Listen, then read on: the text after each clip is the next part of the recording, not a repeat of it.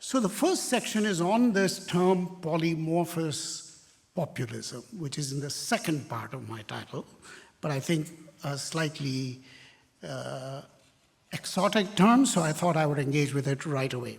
So I use the term polymorphous populism to invoke Freud's idea of polymorphous perversity, creatively transformed by the great Herbert Marcuse, notably in his book Eros and Civilization. Freud saw children as living in a world where all sites of sensory contact could produce erotic pleasure, and their socialization into adulthood and civilization he saw as whittling down this diffuse eroticism and leaving only the genitals as the focus of permissible erotic sensation. Freud saw this narrowing as both necessary and desirable. Marcuse, as well as some other of Freud's more unruly followers, such as Sándor Ferenczi, refused this reduction. Marcuse, for example, made the restoration of polymorphous perversity the main strategy in the battle against what he called surplus repression. Marcuse believed that polymorphous perversity would open up the terrain of affect to a wider sensory palette and thus offer a profound erotic complement to the battle against capitalist discipline, alienated labor, and administered sexuality. The subsequent debates about Marcuse's revision of Freud have been intense, but they are less relevant to me anyway than the idea itself. So what does the idea of polymorphous perversity offer us? And I give a preliminary shot at it right away in our effort to understand the global success of the right. And I'm going to come to this, the global right, what we sometimes refer to as authoritarian movements, populist authoritarianism. We have different terms, but we know what we're talking about. What can this idea offer to our understanding of that? And that will bring me around to territory and nation, you'll see in a moment. I suggest that the object of polymorphous perversity, a diffuse, multi-sensorial, erotic economy which resists restriction or localization, has been shifted by the right, capital R, from the body to the people, who are now presented as an amorphous, tactile, erotic organism which refuses reduction to the electorate, the citizenry, the population, or any other demographic criteria. I urge you to think of Donald Trump this way. He cannot be reduced to any of those things. It's somehow a more woozy, blobby, leaky phenomenon when he invokes the people. It's not going to Rousseau or going here or going there. So, and the people in this polymorphous construction do not need the courts, the constitution, the official media, or even the usual forms of public opinion. Polymorphous populism is the deep connection between leaders as different as Trump and the man I will talk about soon at some length, Narendra Modi, the Prime Minister of India today. And it installs the people as a pre-political erotic category with no prior limits, boundaries, or regulations. The right captured the terrain of affect. This is the territory I'm talking about. By replacing the very idea of democracy, capital D, with the idea of the people, capital P, as a pre-political, quasi-biological entity. And this idea is not just an appeal to masses, mobs, and crowds, the usual sociological exemplars of rule by emotion. That is what we think usually. Emotion means those people. It is an appeal to, I think, a different collective horizon one constituted by networks of emotions rather than of actors, agents, thank you, Hubert, and persons linked into groups. So networks of emotions. These networked emotions are anchored in a mass sensorium, which then recodes actually existing citizens into followers of leaders who tap this polymorphous populism. So I'm hinting here and there about some slightly different approach to all our existing terms from political theory, democratic theory, etc. So I seek to channel Marcuse then to account in the first place for the right-wing capture of the terrain of affect.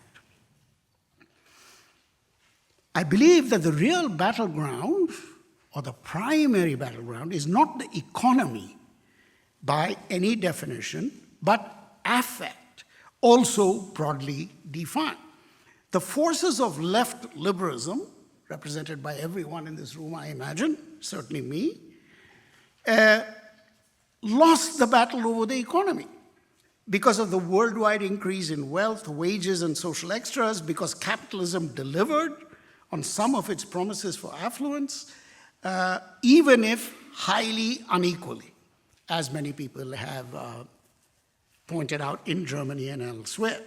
The poor got either poorer or less equal worldwide, but the geometric increase, which is very hard to deny, in wealth and GDP in most countries opened the door to aspirations for upward social mobility, a new aspirational horizon which appeared to require just a bit of patience and some luck, even as inequality sharpens.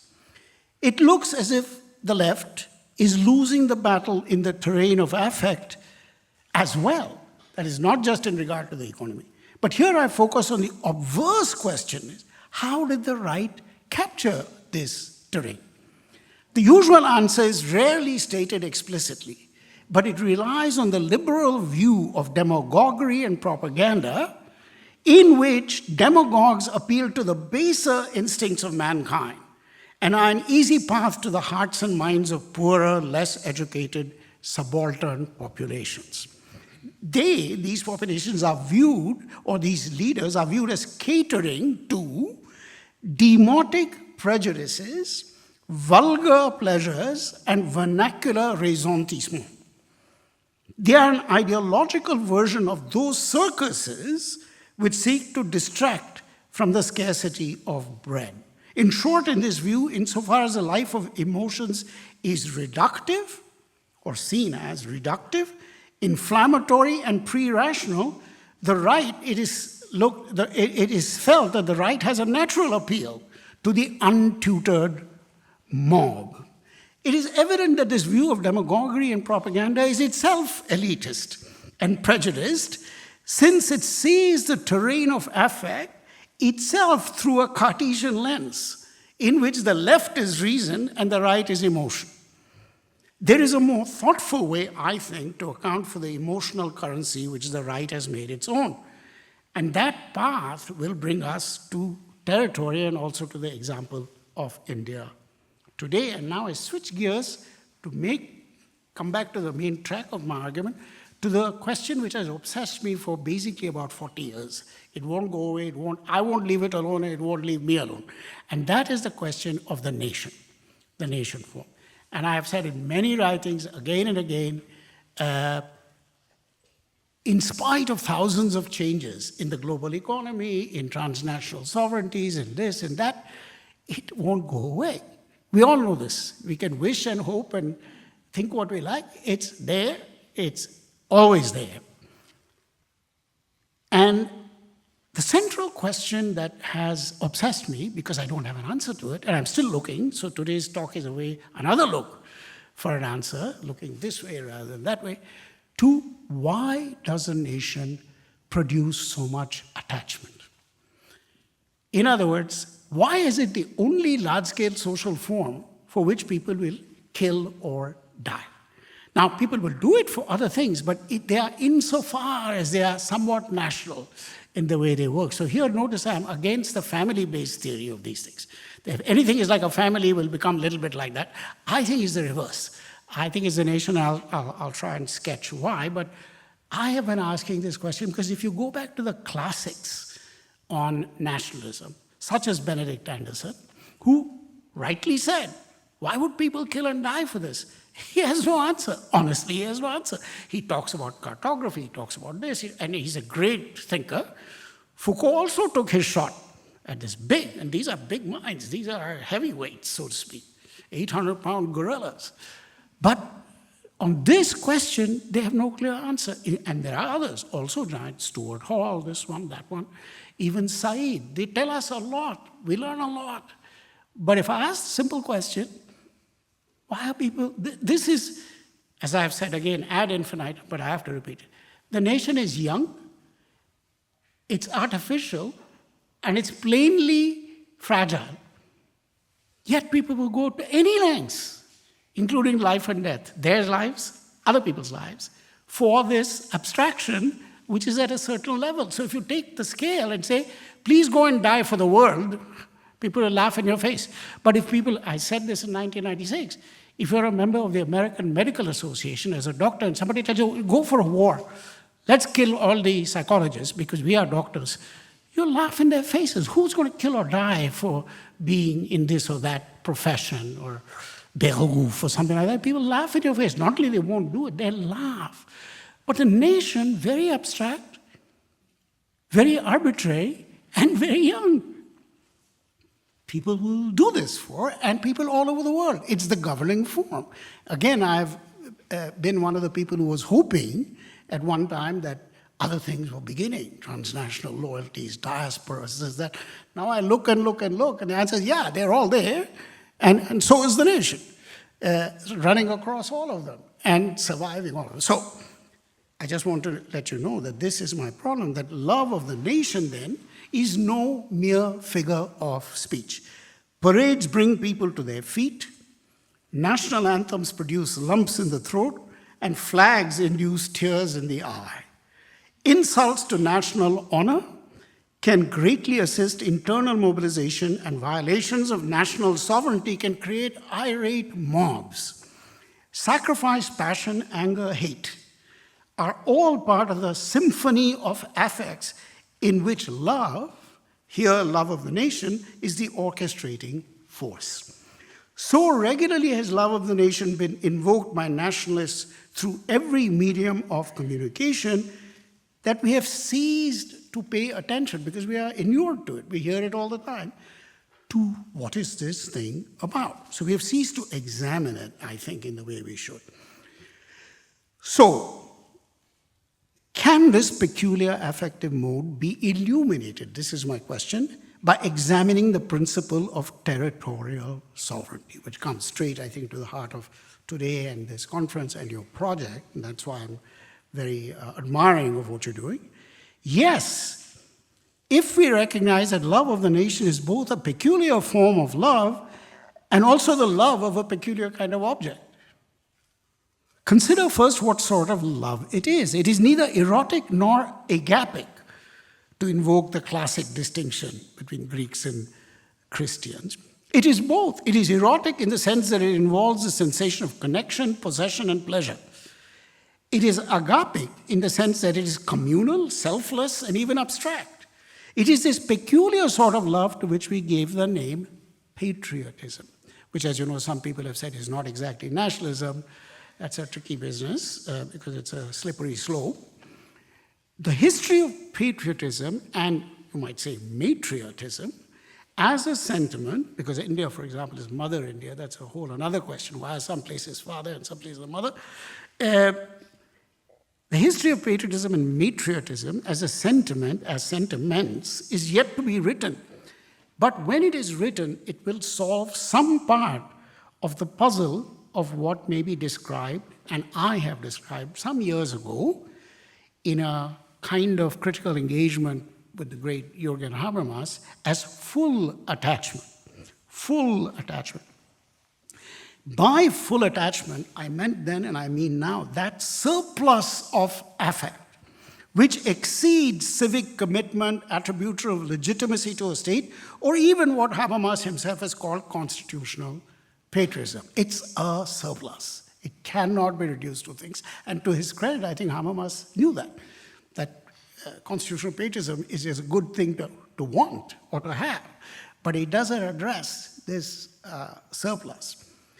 And what I want to say here is that there's a long, I have many examples here of the way that modern nations have emerged, how peasants, in Eugen Weber's term, became Frenchmen, Scots turned into Britons, Hindus into Indians, and so on and so forth. And for some nations to be imagined in Anderson's phrase, and others to be unimaginable. What do you mean you can have a nation? That kind of thing. So today, Palestinians are people who nation is unimaginable for most people.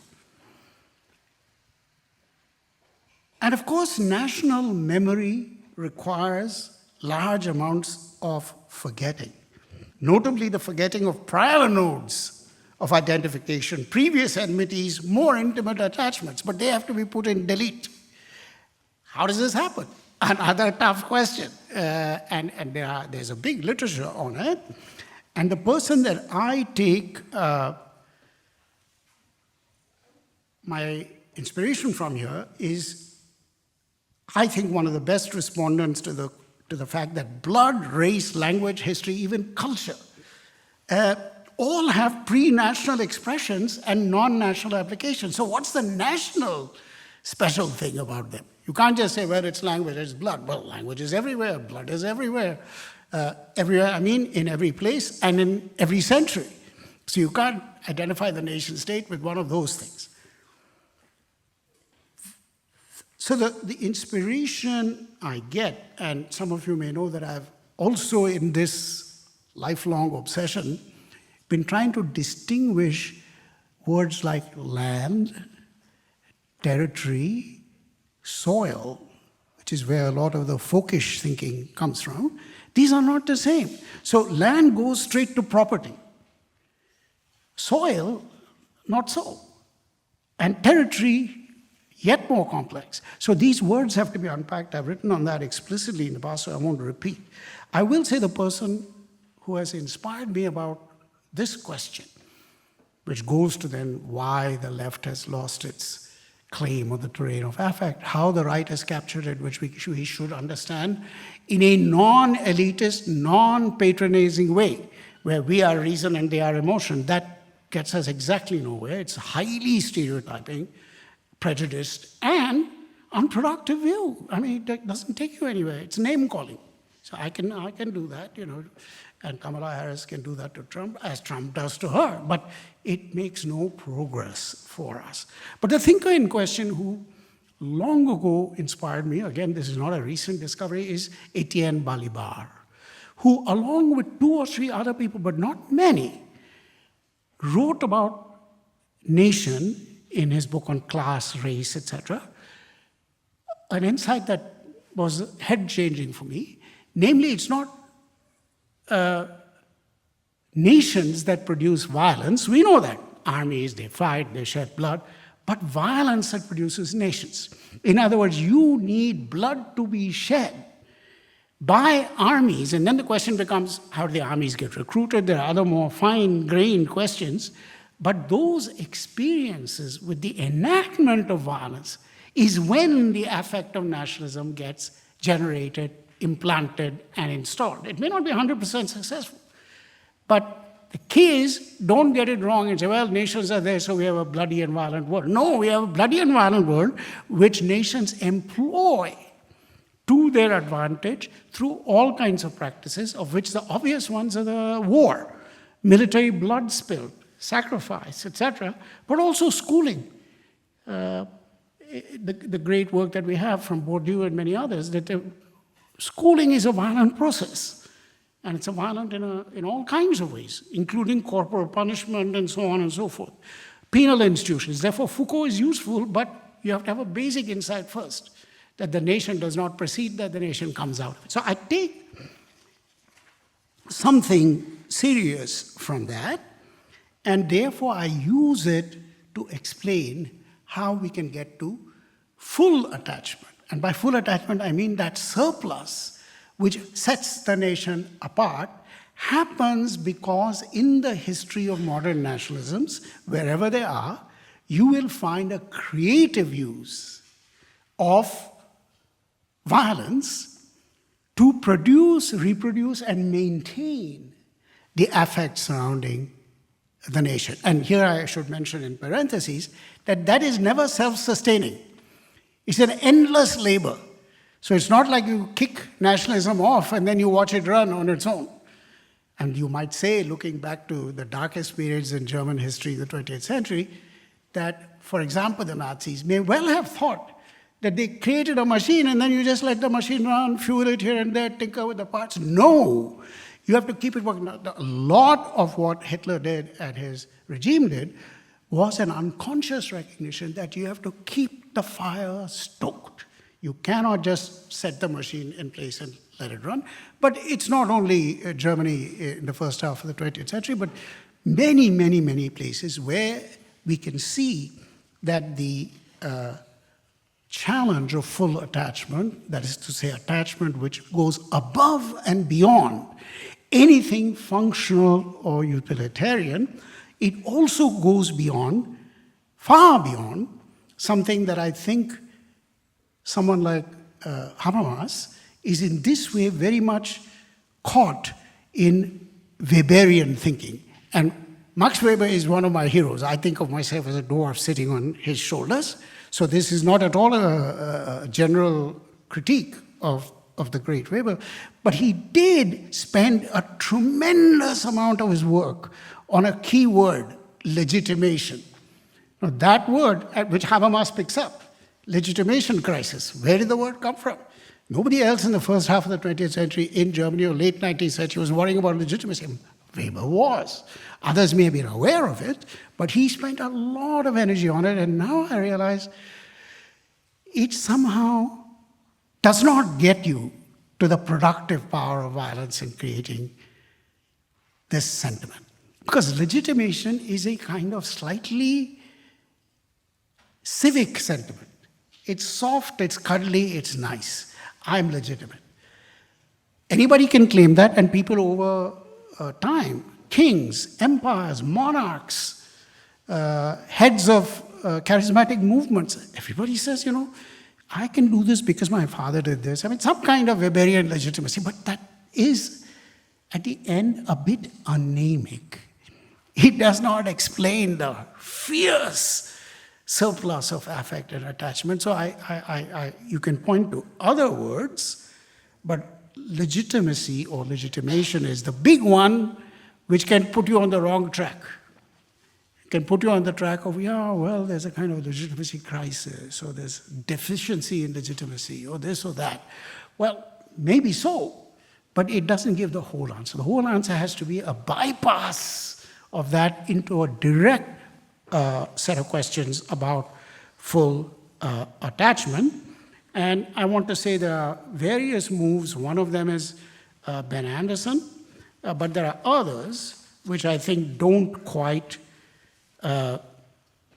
account for this surplus of affect, which I'm calling full attachment, which is produced by various forms of violence, instigated and perhaps even required by the modern nation state. So many theorists of nationalism would agree that the modern nation state is able to mobilize, conscript, and deploy its citizens in warfare or preparation for it because it already has some prior and plausible claims to full attachment.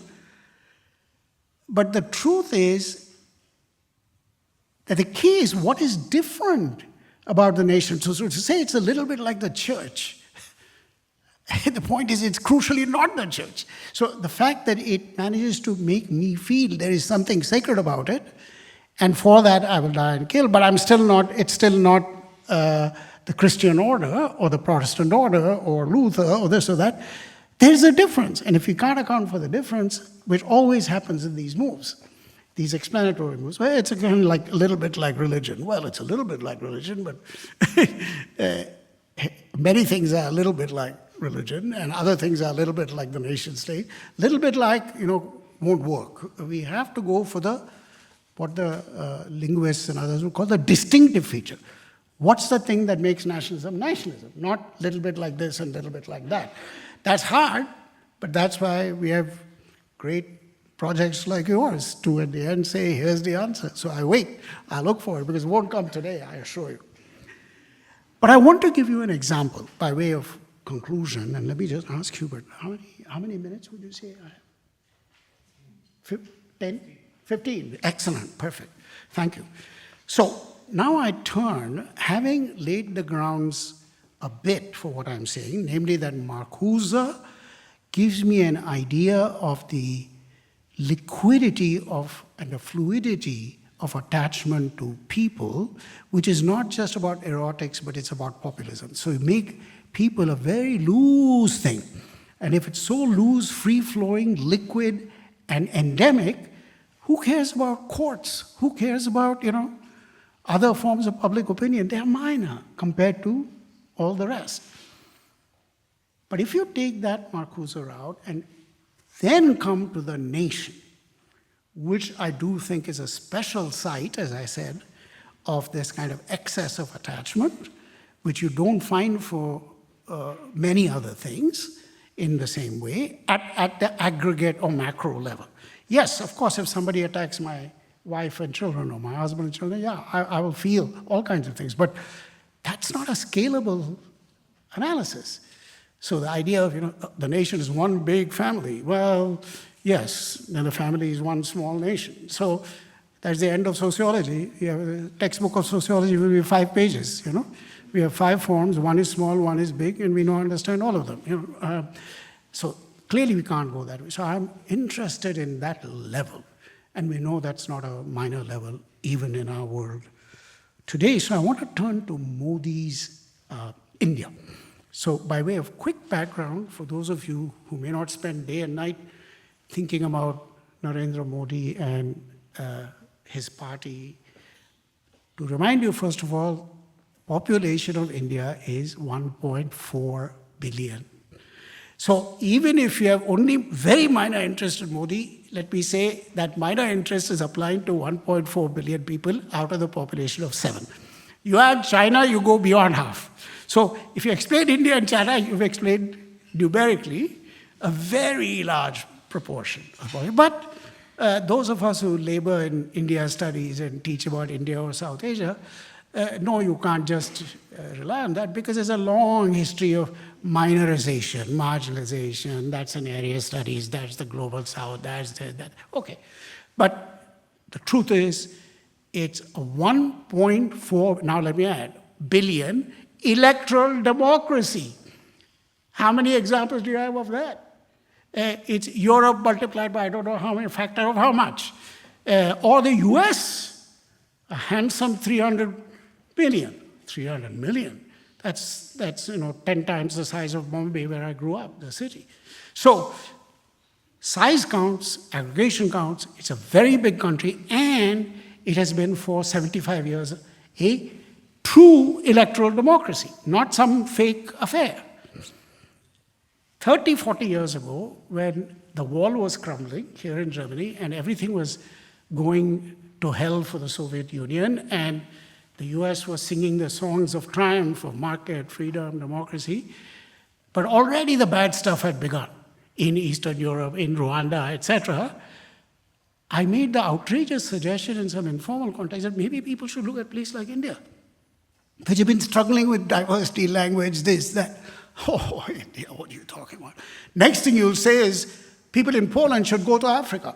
I say, yeah, well, you might want to consider it. Now, that is being taken seriously, because these experiences are all on one historical plane.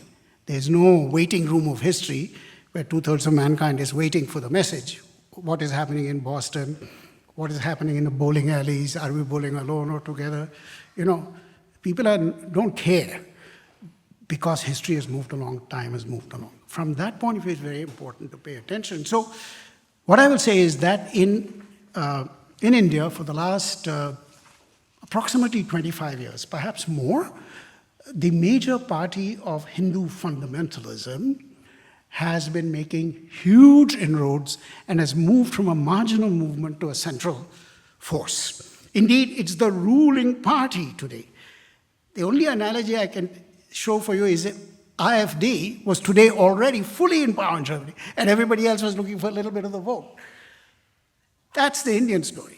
And it's a story of an electoral democracy, a big one, hugely organized. Indian election is one of the largest public policy organizations in the world. They bring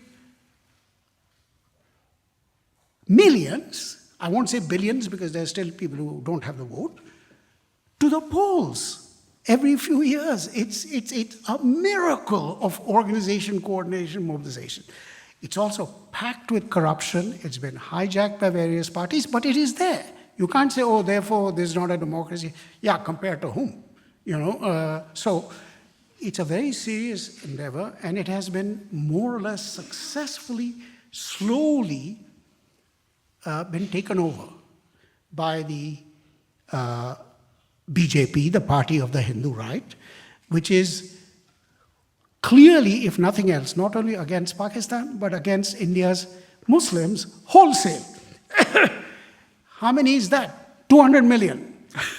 So if you want 200 million people to somehow become minor, or perhaps ideally disappear somehow, that's no small thing. It's a huge project, and it gives me hope because you will never do that, ever. So you have to simply make them less powerful, less dignified, less recognized. There are no camps big enough in India to put 200 million Muslims, not to speak of another 150 million Dalits. It can't be done.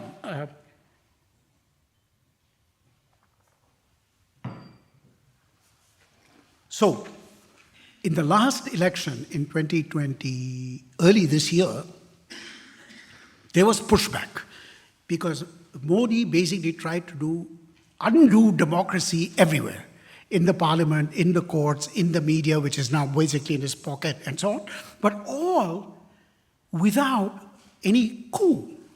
So it's a kind of bizarre democratic process in which, and I have written on this before in different parts of the world, that the main point of elections now is to elect people who hate elections in different parts of the world, including Austria, for example.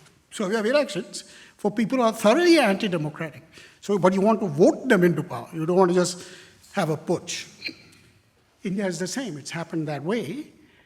But I want to mention 3 practices which fit the Balibar model. How does Modi produce this excess attachment even though he's being contested? Thank God for that. There is some question about the absoluteness of his hold on India. So, the first policy, a total disaster, is a policy that's known now. It was in 2016, 2 years after he came to power. He came to power basically 10 years ago. He launched a policy which is transparently insane called demonetization.